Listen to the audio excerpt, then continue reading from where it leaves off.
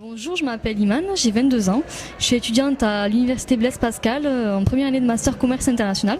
Et c'est ma première année à Clermont-Ferrand, donc j'aurais aimé savoir s'il était possible de mieux desservir la ville de Clermont-Ferrand, parce qu'en tant qu'étudiant provenant de l'académie région Midi-Pyrénées, plus précisément Tarbes, j'ai eu beaucoup de mal à trouver des trains qui duraient moins longtemps que 9 heures, donc qui est très difficile. En plus, c'est pas donné.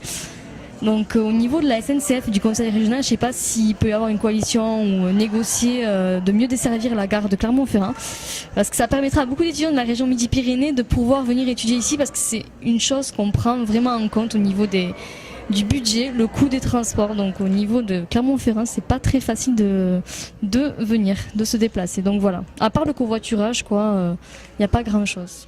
La question, effectivement, nous préoccupe aussi beaucoup. Et la région, qui a la responsabilité transport express régional, améliore considérablement le service à l'intérieur de la région Auvergne. Nous dépensons 323 000 € par jour pour notre service de transport express régional.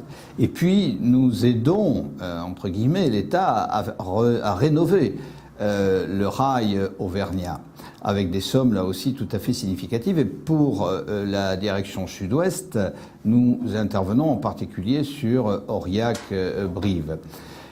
Ceci dit, le problème est plus général puisqu'il s'agit d'une liaison en diagonale ou en transversale. En France, tout a été conçu pour que ce type de liaison passe par Paris.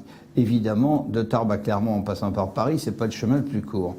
Mais il ne peut pas y avoir, quelle que soit la bonne volonté, d'amélioration très rapide sur les diagonales ou les transversales.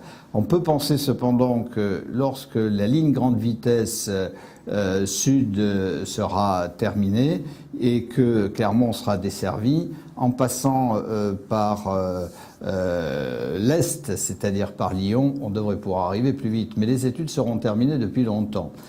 Voilà, donc Clermont est une ville qui se désenclave, la Auvergne se désenclave, mais plutôt dans le nord-sud que dans les liaisons transversales. Et là, il faudra des décennies d'efforts que l'on demande à la SNCF pour arriver à des résultats probants. Pour nous, en tout cas, le transport ferré est une priorité. Et puis pour le prix, alors la région finance le billet U, la réduction pour les étudiants. J'espère que Imane peut profiter de cette réduction. Si ce n'est pas le cas, il faut qu'elle le demande à la gare, à la SNCF. Bon courage. Bonjour, Sophia, 23 ans. J'aurais une question. Je souhaitais savoir ce qu'il était possible de faire pour des jeunes en alternance qui font leurs études sur deux villes différentes au niveau des APL et des aides au logement.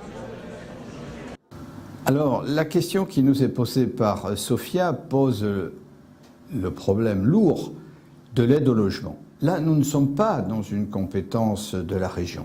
Néanmoins, nous sommes très conscients que les étudiants ont de grandes difficultés pour accéder au logement, et à plus forte raison quand ils sont en apprentissage et qu'ils doivent se loger une première fois près de leur employeur et une deuxième fois près du centre de formation d'apprentis. Aussi, dans le cadre des assises régionales sur l'avenir de la jeunesse et dans le cadre du débat que nous organisons avec notre web radio 1630.fr, nous espérons autour de nous fédérer les acteurs, tous les acteurs institutionnels et associatifs de la région Auvergne pour qu'ensemble nous trouvions les meilleures solutions possibles pour permettre à la jeunesse d'accéder à l'autonomie.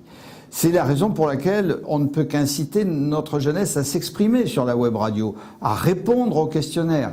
Et dès le mois de mars 2011, peut-être même un peu avant, eh bien, la région indiquera ce qu'elle peut faire elle-même en supplément. Ça sera le PAC jeune adulte. Et puis, ce que ses partenaires, conseils généraux, villes, associations pourront faire.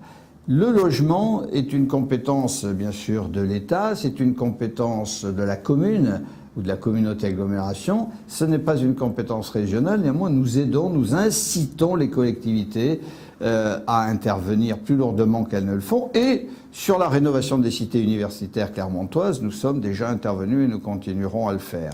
Donc rendez-vous dans les assises de la jeunesse pour débattre de ce lourd problème du logement, une volonté politique de la région favorisée par son action, l'autonomie, l'accès à l'autonomie de tous les jeunes de 16 à 30 ans.